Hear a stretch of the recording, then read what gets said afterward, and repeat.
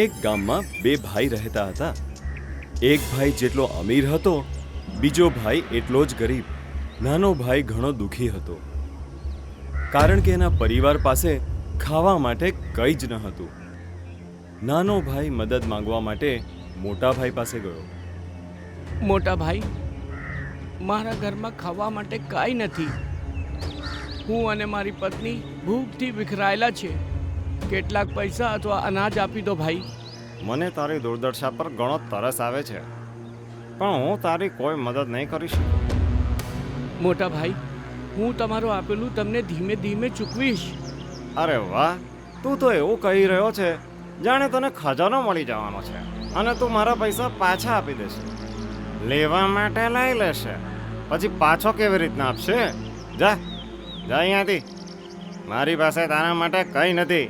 નાનો ભાઈ મોટા ભાઈની સામે ઘણો રડ્યો, આજીજી કરી, પણ મોટા ભાઈને એના પર દયા ન આવી.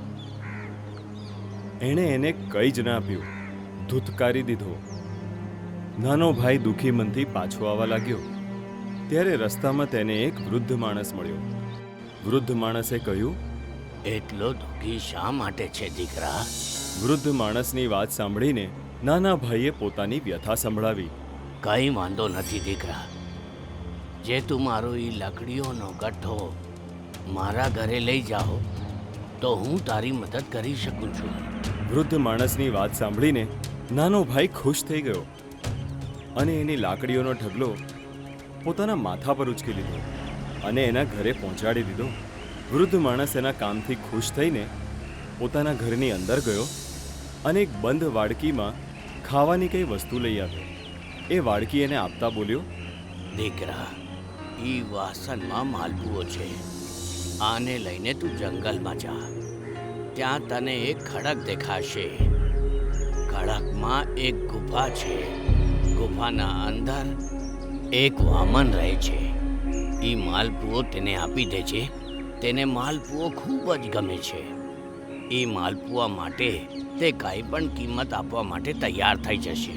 પણ તું તેનાથી ધન ના માંગતો તો પછી શું માંગીશ? તો કહેજે, મને પથરાની ચક્કી આપી દો. હું પથરાની ચક્કીનો શું કરીશ? મને તો ધન જોઈએ. હું પણ મારા ભાઈના જેવો શ્રીમંત બનવા માંગુ છું. બસ, હું જે કહી રહ્યો છું તું એ જ કરજે. તારો નસીબ બદલાઈ જશે. ઠીક છે. નાના ભાઈએ એવું જ કર્યું જેવું વૃદ્ધ માણસે એને કહ્યું. ચક્કી લઈને નાનો ભાઈ જ્યારે બહાર જવા લાગ્યો ત્યારે ઠીંગણાએ કહ્યું, આ કોઈ મામૂલી ચક્કી નથી.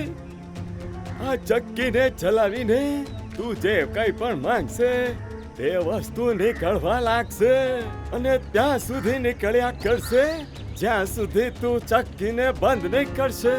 ઈચ્છા પૂરી થવા પર આના પર લાલ કપડું નાખી દેજે, સામાન નીકળતું બંધ થઈ જશે. નાનો ભાઈ ખુશી ખુશી પોતાના ઘરે પહોંચ્યો. ઘરે આવીને એણે ચક્કીને વાપરી જોઈ.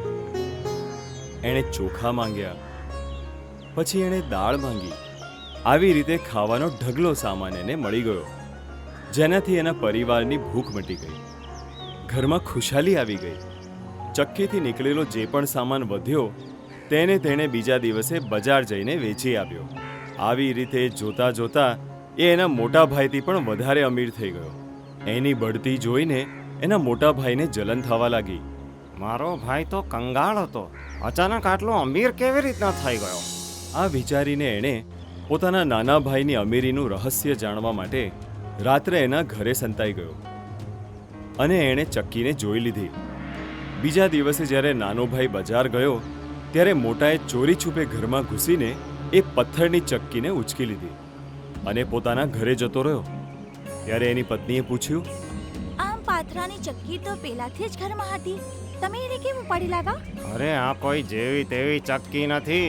આનાથી જે માંગશે તે બધું મળશે. હમણાં જ બતાવું છું, પણ પહેલા અંદરથી દરવાજો બંધ કરી લે, કારણ કે ચોરીને લાવ્યો છું ને. અગર નાનો ભાઈ આવી જશે તો પોલ ખુલી જશે.